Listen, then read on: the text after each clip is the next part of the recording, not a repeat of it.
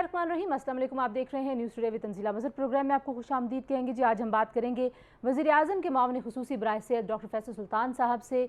इस वक्त पाकिस्तान में वैक्सीनेशन का अमल बड़ी तेज़ी से जारी है, लेकिन हुकूमत ने बड़े एम्बिशियस टारगेट्स तय किए हुए हैं। वो टारगेट्स कैसे पूरे होंगे? बहुत सारे अक़साम की वैक्सीन्स हैं, पाकिस्तान ने ख़रीदी कितनी हैं, जो पाकिस्तान में तैयार हो रही है वो कितनी इफ़ेक्टिव होगी, और इस सारे अमल में चैलेंजेस क्या हैं, ये तमाम सवालात हम रखेंगे डॉक्टर साहब के सामने। डॉक्टर साहब बहुत शुक्रिया हमें ज्वाइन इन करने के लिए। जी वालेकुम अस्सलाम।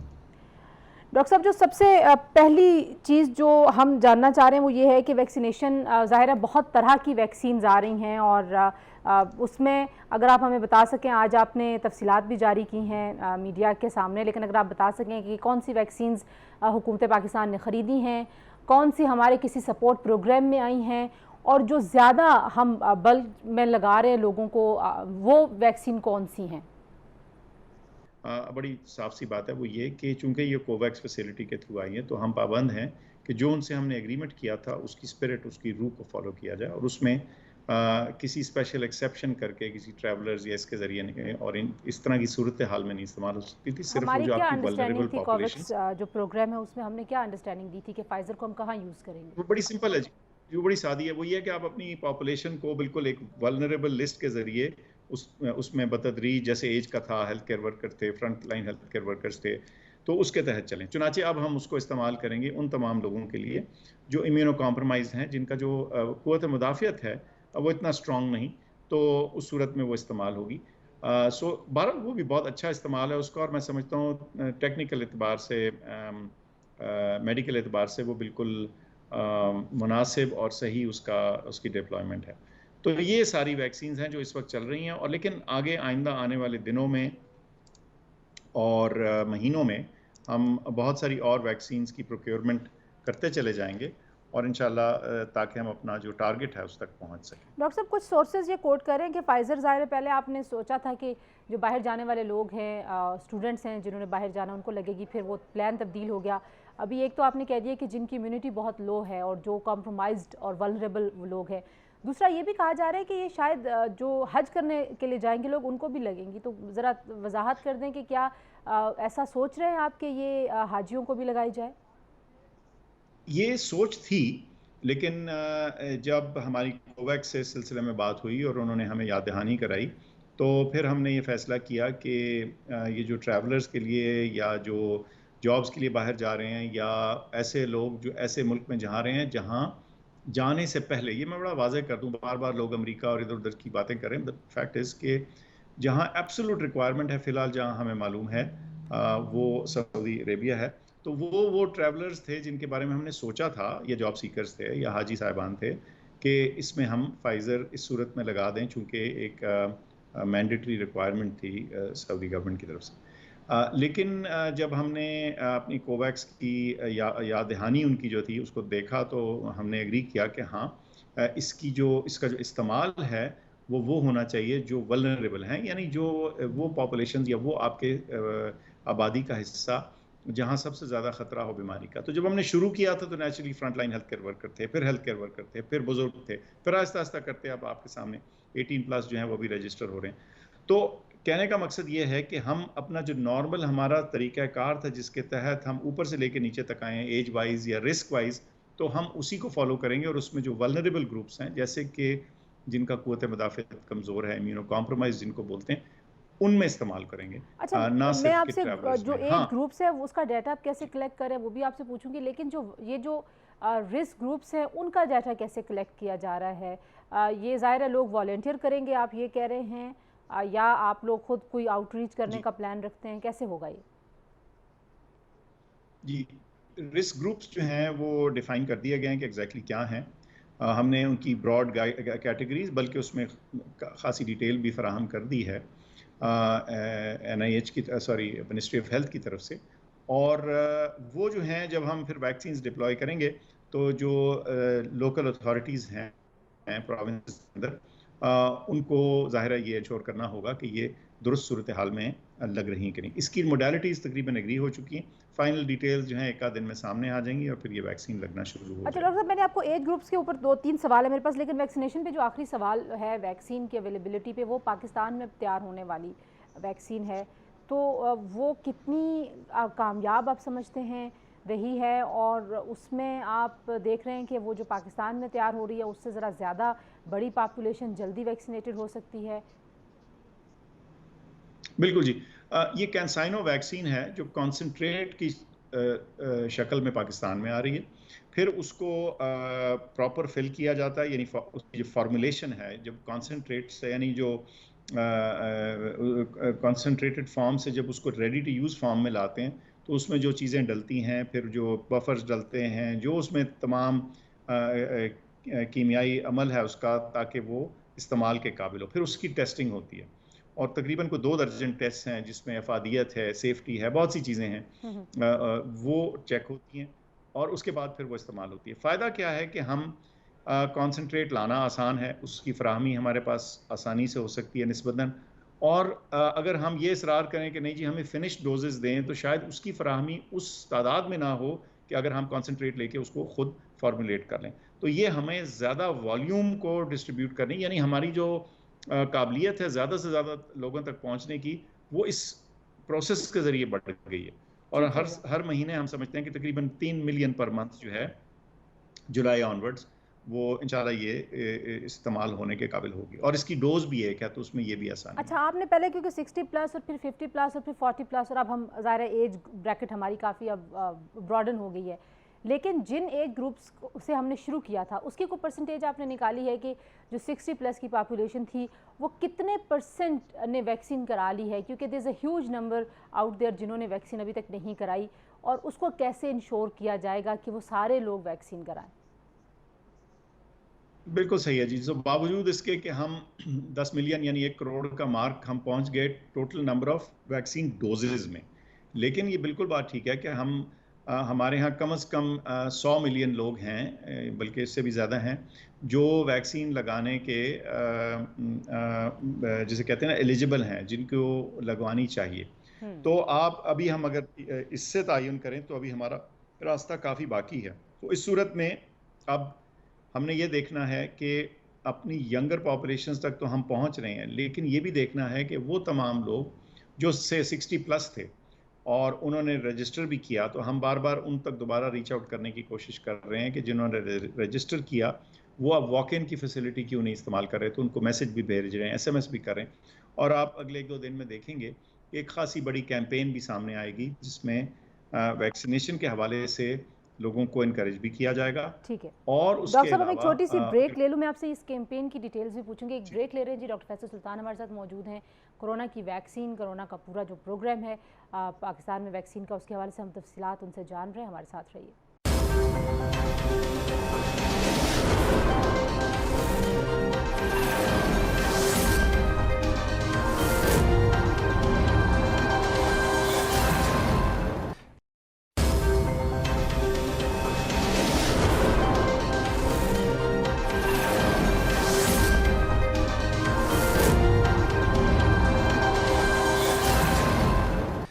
जी, प्रोग्राम में एक बार फिर आपको खुशामदीद कहेंगे। डॉक्टर साहब, हम ब्रेक पर जाते हुए बात कर रहे थे, कैंपेन तो शायद पढ़े लिखे आदमी को या जो बाशऊर है उसको तो अट्रैक्ट कर लेगी, लेकिन जो इस तरह की चीज़ों पे और मिस इन्फॉर्मेशन में बिल्कुल बिलीव करके बैठे हुए, उनको कैसे आप लेके आएंगे वैक्सीन की तरफ?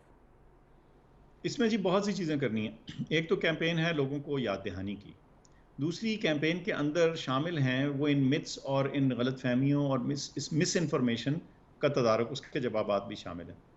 उसके अलावा हमने लोगों को इनकरेज करना है और कुछ इंसेंटिव देना है और कुछ एक माहौल ऐसा बनने की ज़रूरत है कि हम सब इस चीज़ में शामिल हो जाएं कि हम एक पूरा वैक्सीनेटेड कल्चर ले आएँ। यानी हम तमाम हमारे शहर कस्बे जो हैं उसमें हम कहें कि हम अगर अपना कारोबार ज़िंदगी खोल रहे हैं तो हम प्राइड लेके कहें कि हम ने वैक्सीनेशन करवाई हुई है। चाहे हमारी दुकान है, बड़ी दुकान है, शॉपिंग मॉल है, गली मोहल्ले में छोटी दुकान है, तो हम ये कॉन्फिडेंस दे सकें अपने कस्टमर को, अपने पास आने वाले लोगों को, कि हम इस वैक्सीनेशन के अमल में शामिल रहें। तो ये एक तरह की इनकरेजमेंट या वो है। उसके अलावा हम बहुत लार्ज एम्प्लॉयर्स जो हैं, बड़े पैमाने पे जिनके पास एम्प्लॉयज़ हैं, बड़े स्टेट ओन्ड एंटरप्राइजेज़ हैं, उसके अलावा प्राइवेट सेक्टर के बड़े एम्प्लॉयर्स हैं, हम सबको रीच आउट कर रहे हैं ताकि वो अपने अपने इदारों, अपनी अपनी ऑर्गेनाइजेशन के अंदर इस चीज़ को आसान बना सकें कि लोग वैक्सीन कर लें और उनको इनकरेज करें। इसमें ज़ाहिर है ज़बरदस्ती का लफ्ज़ तो अच्छा नहीं, लेकिन हम ये कहेंगे कि उनको समझाया जाए और उनको याद दहानी कराई जाए और उनको ये एजुकेट किया जाए कि इससे आप ना सिर्फ अपने आप को बचा रहे हैं बट अपने इर्द गिर्द वालों को भी। मेरा तो ये अगला सवाल कंसर्टेड ये कैंपेन इन्हीं एम्प्लॉयज़ के हवाले से था, मॉनिटर कैसे करेंगे आप कि आप कहेंगे कि सर्टिफिकेट जमा करवाया जाए और फिर आपको जो एम्प्लॉयर्स हैं वो बताएं कि हमने अपने एम्प्लॉयज़ की करवा ली वैक्सीनेशन, कैसे होगा ये? जी, इसकी जो तरीक़ाकार हम बना चुके हैं कुछ और फर्दर बना रहे हैं, उसमें जो बड़े एंटरप्राइज़ेज़ हैं, कुछ स्टेट ओन्ड एंटरप्राइज़ेज़ हैं और ज़ाहिर है प्राइवेट कंपनीज़ भी हैं। कुछ लोग तो अच्छा ये तो कुछ प्राइवेट एंटिटीज़ तो खुद से वॉलंटियर तौर पे उन्होंने रज़ाकाराना तौर पे अपने आप से ही ये एक एफ़र्ट की है कि अपने एम्प्लॉइज़ को एनकरेज किया, उनको कहा कि भई आप ज़रूर वैक्सीनेट करें। साथ-साथ जो बड़े एम्प्लॉयर्स हैं, उधर हमें थोड़ी-सी ऑर्गेनाइज़ेशन की इस तरह से ज़रूरत है कि हम चाहते हैं कि जब वो ये वैक्सीनेट करवाएँ तो उसका डेटा हमारे तक वापस फ़ीड हो और आए और वो जो निम्स का जो डैशबोर्ड है उसके अंदर अपडेट हो, ताकि हमें भी इन्फॉर्मेशन आती रहे कि ये वैक्सीनेशन की कैंपेन जो है कैसे आगे जा रही है। अच्छा, आपने क्योंकि बहुत सारे सेगमेंट्स को प्रायोरिटाइज़ किया, अभी टीचर्स की वैक्सीनेशन हो रही है, हेल्थ सेक्टर पहले करा चुका है, तो आपको लगता है कि इससे डाटा गैदरिंग आपकी आसान हो जाएगी और अगर ये वाले जो सेगमेंट्स हैं, ये अगर इंश्योर करा देते हैं कि ये वैक्सीनेट हो चुके हैं, तो उससे ओवरऑल प्रोग्राम को बहुत ज़्यादा हेल्प मिलेगी? ऐसे ही है जी, देखिए जब आपका हदफ ये है, आपका टारगेट ये है कि आपने 7 से 10 करोड़ लोग जो हैं, उनकी वैक्सीनेशन करनी है। तो उसमें डेटा फ्लो और डेटा की एक्यूरेसी तो बहुत अहम हो जाती है। लेकिन जब इतने ज़्यादा नंबर्स हों तो छोटे-मोटा एरर भी उसमें आ जाता है। लेकिन इतनी बड़े प्रोग्राम के अंदर अगर 2-4% एरर हो भी तो उसमें कोई परेशानी की ख़ास बात नहीं। ज़्यादातर इन्फॉर्मेशन अगर जो है वो करेक्ट तरीके से करेक्ट हो जाए और रियल टाइम में आना शुरू हो जाए, तो आप कहिए कि 95-98% अगर इन्फॉर्मेशन ठीक आ रही है, तो फिर इसका मतलब है कि हम अपनी वैक्सीनेशन की प्रोग्रेस को अच्छी तरह से ट्रैक कर लेंगे और हम इसके ऊपर अगर कोई करेक्टिव मेजर्स की ज़रूरत होगी, तो वो भी लेने के काबिल हो जाएँगे। सही। अच्छा, अब हम आते हैं कोरोना की सूरत हाल के हवाले से। तीसरी वेव हम बहुत ज़्यादा डर गए थे और फिर ब्रेक के बाद हमने देखा कि पॉजिटिविटी रेट बड़ा कम हो गया। लेकिन आपने उस दिन कहा कि जब तक रहेगा कोरोना और जब तक वैक्सीनेशन मुकम्मल नहीं होती, तब तक पाबंदियाँ रहेंगी। लेकिन अब ऐसे लग रहा है अपेरेंटली कि वो पाबंदियाँ सारी की सारी हटाई जा रही हैं। मुकम्मल हाज़िरी भी अलाउ की जा रही है। जो इंटर प्रोविंशियल ट्रांसपोर्टेशन के ऊपर पाबंदियाँ थीं, वो भी हटाई जा रही हैं। तो you think is it safe? क्योंकि 2 दिन जब बिल्कुल ऐसी खुली छूट मिलती है तो 2 दिन के बाद जो पॉजिटिविटी का रेट है वो नए केसेस सामने आने की जो रेशियो है वो बढ़ना शुरू हो जाती है। ये लगातार चैलेंज है जी। ये इतना आसान ना था और ना है और ना होगा।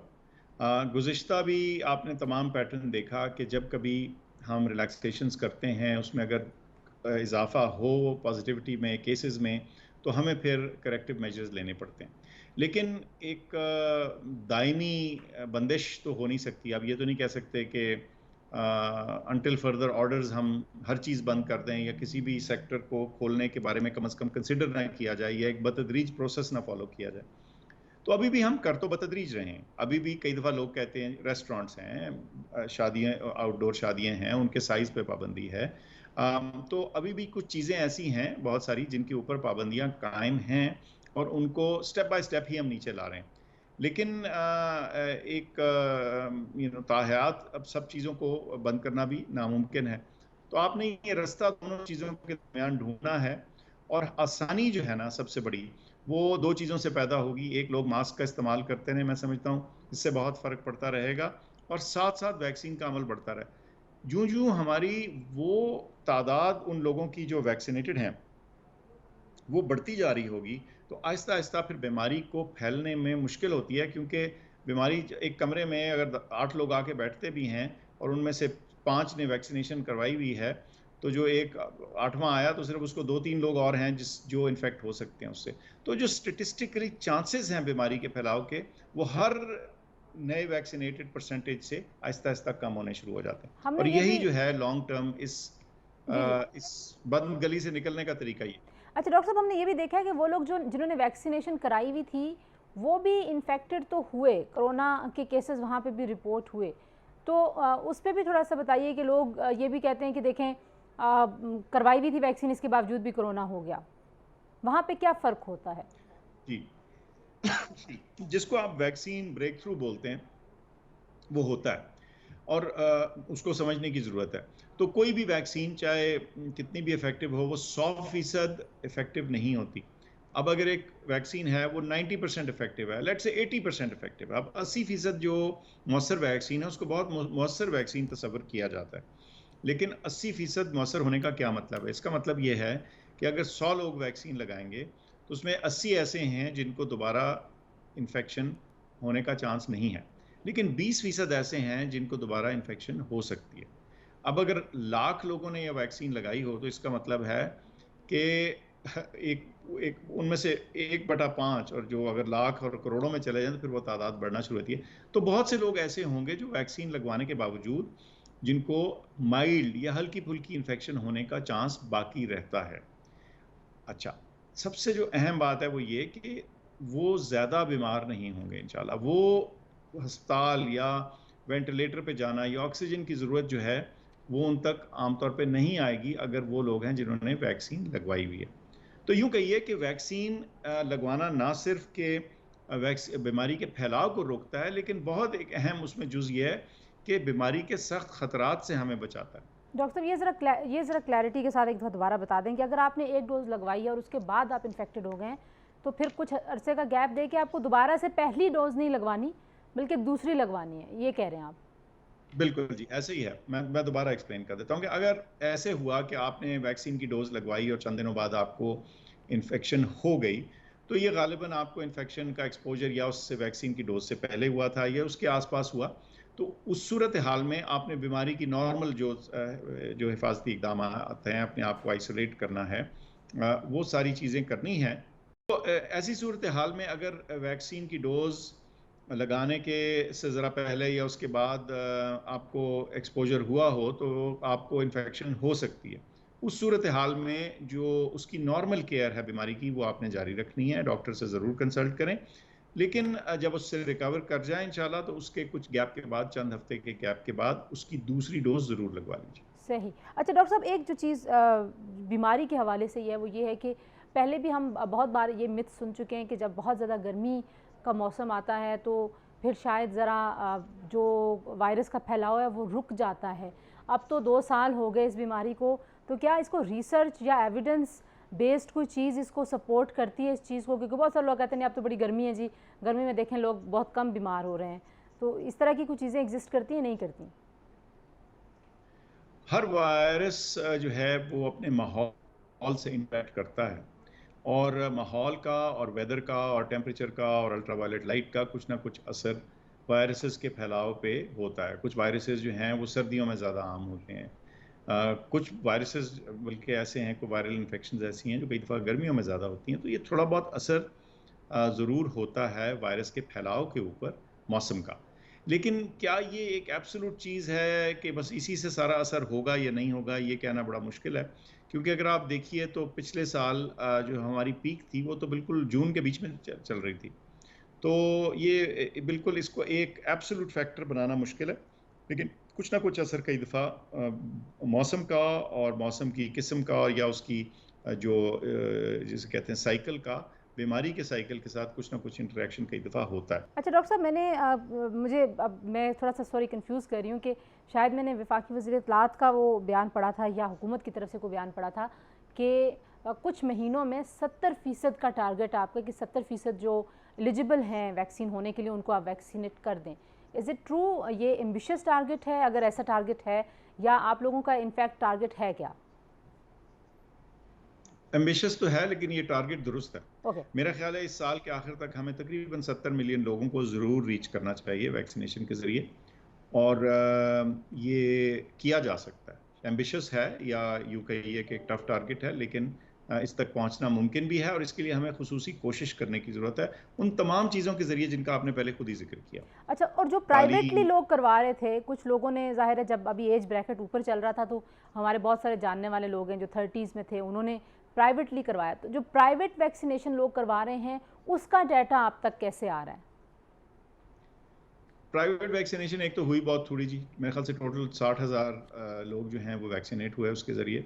अच्छा। लेकिन उसका डेटा भी हमारा इस तरह से आया कि वो तमाम सेंटर्स जिनको वैक्सीनेशन लगाने का मजाज किया गया, उनको इस चीज़ का भी पाबंद किया गया कि वो जो हमारा नेशनल इम्यूनाइजेशन मैनेजमेंट सिस्टम है उसके अंदर वो डेटा अपडेट करें।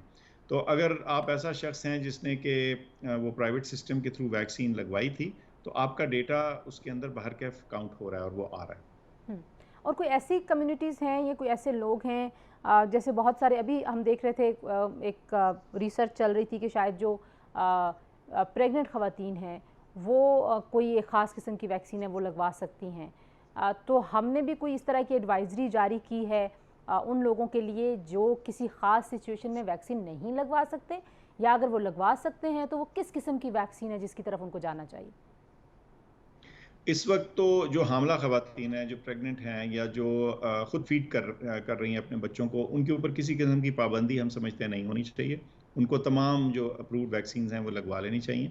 उसकी वजह बड़ी सादी है, वो ये है कि वैक्सीन शुरू में थोड़ा कॉशन दिया गया इस मामले में, लेकिन बात यह है कि जब आप ट्रायल कर रहे होते हैं तो अक्सर औकात ये जो ग्रुप्स हैं, मिसाल के तौर पे एक हामला खातून है, वो कई दफ़ा वैक्सीन ट्रायल्स में शामिल नहीं हुई होती क्योंकि ट्रायल डिज़ाइन में ही उनको एक्सक्लूड किया गया होता है। लेकिन जब आपने कंपेयर करना है बाकी रिस्क से, सूरत हाल से, और ये देखने से कि अगर बीमारी लग जाती है तो वो कितनी ख़तरनाक साबित हो सकती है खातून के लिए खुद भी और उनके अनबॉर्न बच्चे के लिए भी, तो उस सूरत में फिर रिकमेंडेशन और गाइडलाइन यही है कि आप बहर सूरत वैक्सीन लगवाएं, ताकि आप अपने आप को भी बचाएं, अपने हमल को भी यानी जो उसका जो सेहत है वो भी कायम रखें, और अपने आइंदा पैदा होने वाले बच्चे की सेहत को भी मेंटेन रखें। माँ की सेहत अच्छी नहीं होगी, वो ज़्यादा बीमार हो जाएगी खुदा न खास्ता ख़तरनाक हद तक, तो माँ और बच्चे दोनों के लिए ख़तरनाक सूरत है। तो तो इसलिए वैक्सीन लगवाना बेहतर है तो हर क्या अब सूरत में। हमारे पास कोई एविडेंस है कि वैक्सीन लगवाने से कोई फ़र्क नहीं पड़ता, मतलब कोई खुदा ना खास्ता कोई रिस्क जी फैक्टर्स नहीं? जी, ये ग्लोबली इस पे चूँकि डेटा इकट्ठा होता रहता है, क्योंकि कई दफ़ा इनएडवर्टेंट वैक्सीनेशन हो जाती है, यानी एक खातून है उसको नहीं पता चलता है वो कि वो है, और फिर उसके बाद उनको फॉलो किया जाता है। या कुछ सूरत हाल में जब, जैसे मैं कह रहा हूँ कि ये सोचा जाता है और ये गाइडेंस दी जाती है कि नहीं, वबा के दौरान आप इसकी फ़िक्र ना कीजिए और वैक्सीन लगवाइए। तो जब ये अदाद-ओ-शुमार इकट्ठे होते हैं, तो जितने भी अभी तक हमारे सामने अदाद-ओ-शुमार आए हैं, वो बड़े कम्फर्टिंग हैं और उनसे ये पता चलता है कि वैक्सीन सख्त बीमारी से बचा रही है और कोई और अपना मुज़िर असर नहीं दिखा रही। जी, बिल्कुल ठीक है डॉक्टर साहब। इसी हवाले से कुछ मज़ीद सवालात भी हैं जो हमने आपके सामने रखने हैं। हम बात कर रहे हैं डॉक्टर फैसल सुल्तान से कोरोना की पूरी बीमारी, फैलाव और किस तरीके से हम पैटर्न को देखते हुए फ़ैसले कर रहे हैं, वो भी हम डॉक्टर साहब से पूछेंगे। जी, ब्रेक के बाद हमारे साथ रहिए।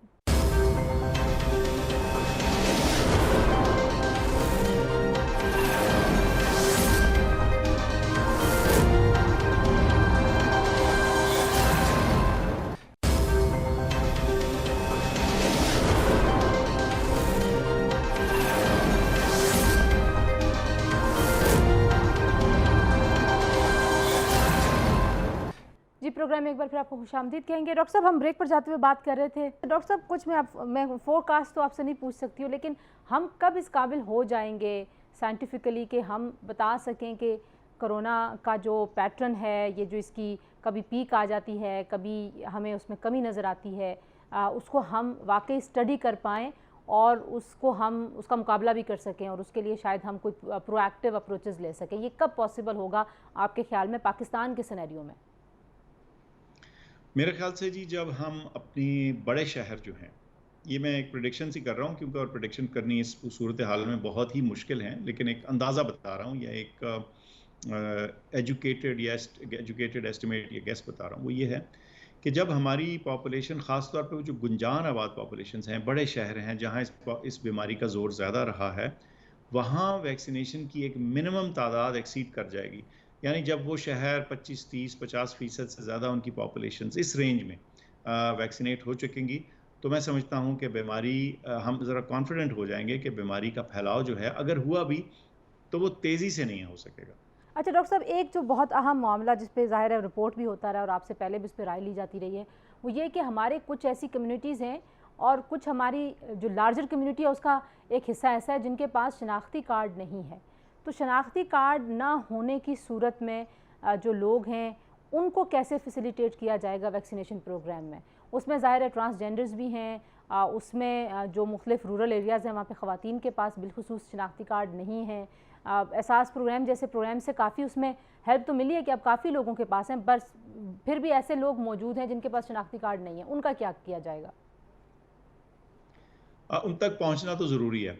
ये चैलेंज आसान नहीं, क्योंकि सारा हमारे मुल्क का जो निज़ाम अब चलता है वो हमारी शनाख्त के ऊपर, हमारी आइडेंटिटी पर चलता है, जो कि नादरा के पास मौजूद है। और हम सब, चाहे हमने बैंक अकाउंट खोलना हो, या हमने फ़ोन का सिम ख़रीदना हो, या वैक्सीन लगानी हो, ये वो तमाम अमल हैं, या एहसास प्रोग्राम में अगर किसी को हेल्प की ज़रूरत हो, तो ये तमाम वो चीज़ें हैं जहाँ शनाख्ती कार्ड की ज़रूरत है। तो एक तो ये है कि अगर वो एलिजिबल हैं जिनका शनाख्ती कार्ड बन सकता है, तो मेरी उनसे दरख्वास्त होगी कि ये मौका है, इस मौके का ही फ़ायदा उठाते हुए, इस याद दहानी का इस्तेमाल करते हुए शनाख्ती कार्ड बनवा लें, और भी चीज़ों में काम आएगा, और वैक्सीन भी लगवा लें। अच्छा, जो लोग रजिस्टर्ड करवा रहे हैं डॉक्टर साहब, जो 18 प्लस भी अब रजिस्ट्रेशन है, वो कितनी ओवरवेल्म्ड आपको नज़र आती है? वहाँ पे एक्सेप्टेंस क्या है?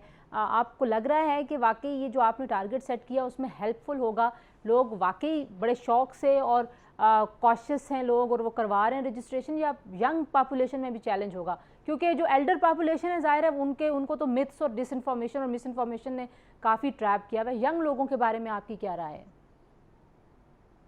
मैं समझता हूँ जी, ये मिस इन्फॉर्मेशन और पुअर इन्फॉर्मेशन कई दफ़ा सबको ही अफेक्ट किया है।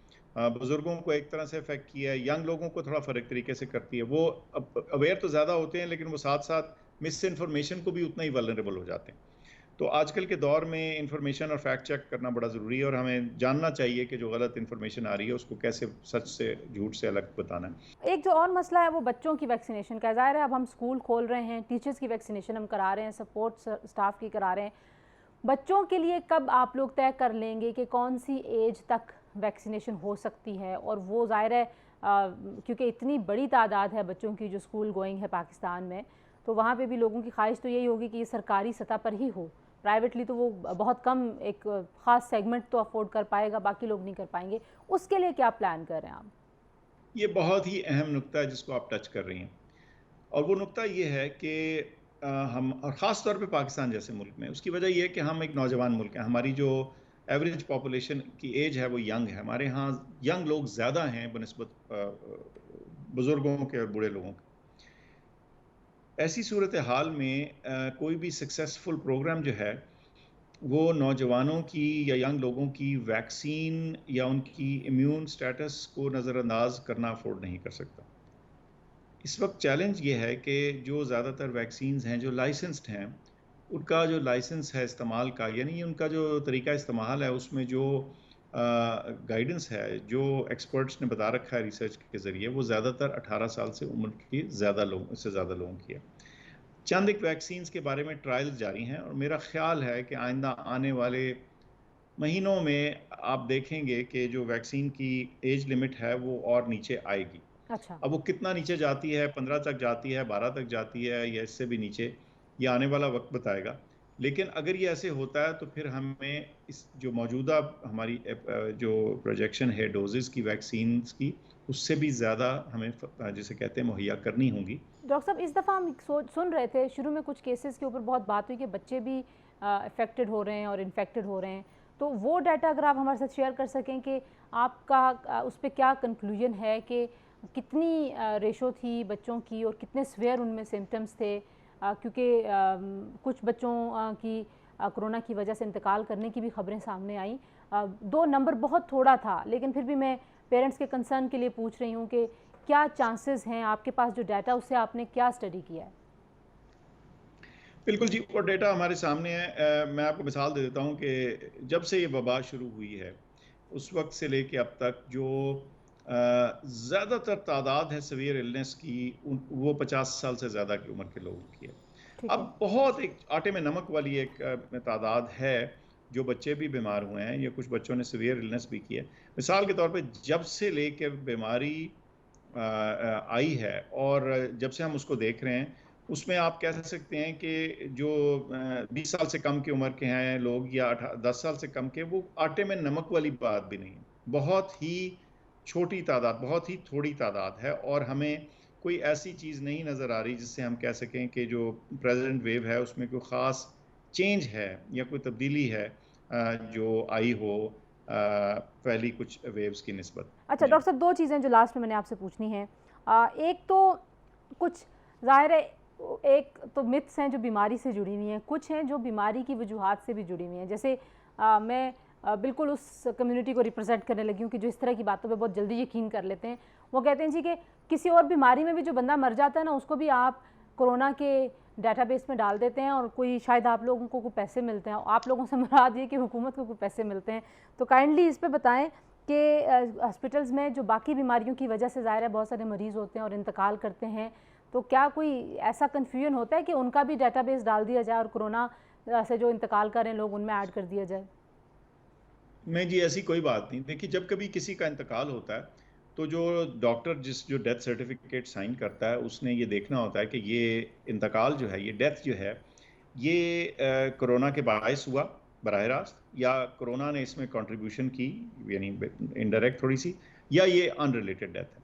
और उसी की बेसिस पे सारी चीज़ चलती है। क्या ये 100% एक्यूरेट होता है? नहीं, 100% नहीं होता। इसको आप 90-95% एक्यूरेट हो जाए तो वो बहुत काफ़ी और मुनासिब तस्वर किया जाता है। और मैं समझता हूँ कि इसमें थोड़ी थोड़ी स्लाइट अंडर रिपोर्टिंग भी कई दफ़ा होती है, स्लाइट ओवर रिपोर्टिंग भी हो सकती है, लेकिन ओवरऑल मैं समझता हूँ कि जब जितना भी हमने चेक किया है, हमें अपने डेथ डेटा के ऊपर काफ़ी कॉन्फिडेंस है कि ओवरऑल वो एक्यूरेट रिफ्लेक्शन है जो डेथ्स हो रही हैं। इस्लामाबाद में 2 हॉस्पिटल्स हैं सरकारी बड़े, और वो उसके बाद दिहाइयाँ गुजर गई। इस्लामाबाद की पॉपुलेशन बहुत हो गई, फिर वहाँ पे जो फुटफॉल है, इधर उधर से जो लोग आते हैं वो रेफ़र हुए बगैर भी आते हैं, डायरेक्ट भी, तो बहुत ही ज़्यादा मेस होता है। मैं ख़ुद भी क्योंकि विज़िट करती रहती हूँ, पिम्स भी जाना होता है, आपने भी शायद कभी बगैर प्रोटोकॉल के आप जाके देखें तो आम हालात में वहाँ पे एक एक डॉक्टर के पास 400-400 500-500 मरीज़ होता है हर उनके शोबे में। तो इस्लामाबाद की हद तक कोई नए हॉस्पिटल सरकारी की हम बात नहीं सुन रहे हैं, तो इसकी वजह क्या है? ये इसको निगलेक्ट किया जा रहा है, या आप समझते हैं कि जो इस्लामाबाद के नज़दीक के शहर हैं वहाँ पे हॉस्पिटल्स बनाए जाएँ तो उससे इन पे बोझ कम हो जाएगा? क्या सोच रहे हैं आप इस हवाले से? बिल्कुल जी। आप ये इस साल का जो डेवलपमेंट प्लान है उसमें आप देखेंगी कि इस्लामाबाद में हम जो नए सेंटर्स हैं छोटे और बड़े हर किस्म के, वो शामिल हैं इस प्लान में। और उसमें बिल्कुल आपकी बात ठीक है कि पिम्स और पॉलीक्लिनिक और ये जो बड़े अस्पताल हैं, इनको डीप्रेशराइज करने की ज़रूरत है। ऐसे अस्पतालों से, चंद सौ बेड के अस्पतालों से जो बिखरे हुए हों, ताकि लोगों को अपने घर के करीब मेडिकल केयर मिल जाए, ताकि उनको हर छोटी बड़ी चीज़ के लिए पिम्स या किसी बड़े अस्पताल का रुख ना करना पड़े, और छोटे मोटे मामलात या बहुत सारे मिडिल लेवल के मामलात जो हैं वो भी उनके करीबी अस्पताल में डील हो जाएं। Thank you so much doctor साहब। हेल्थ रिफॉर्म्स पूरा प्रोग्राम फिर रह गया, इंशाल्लाह फिर अगली नशिस्त में, लेकिन बहुत शुक्रिया हमसे बात करने के लिए जी। डॉक्टर फैसल सुल्तान हमारे साथ मौजूद थे, मामले खुसूसी वज़ीर आज़म के बराए सेहत, और कोरोना के पूरे प्रोग्राम जो वैक्सीन का प्रोग्राम है पाकिस्तान में, क्या टारगेट्स हैं, किस तरीके से ये अहदाफ तय किए जाएंगे, और कितनी सपोर्ट चाहिए हुकूमत को, क्योंकि ज़ाहिर है ये हुकूमत का काम तो है कि सारे सिस्टम को उन्होंने डेवलप किया है, उसको बड़े बेहतर तरीके से चला रहे हैं, लेकिन जब तक हर शहरी, हर ख़ानदान, हर फ़र्द, हर तबका सपोर्ट नहीं करेगा इनको, तब तक शायद जो वैक्सीन का अमल है वो उतनी कामयाबी से वहाँ तक नहीं पहुँचेगा जो ज़रूरी है पाकिस्तान को महफूज करने के लिए और पाकिस्तान में तमाम लोगों की सेहत और उनकी ज़िंदगी के लिए। तो आज से के लिए इतना ही। अपना बहुत सारा ख्याल रखिए। अल्लाह हाफ़िज़।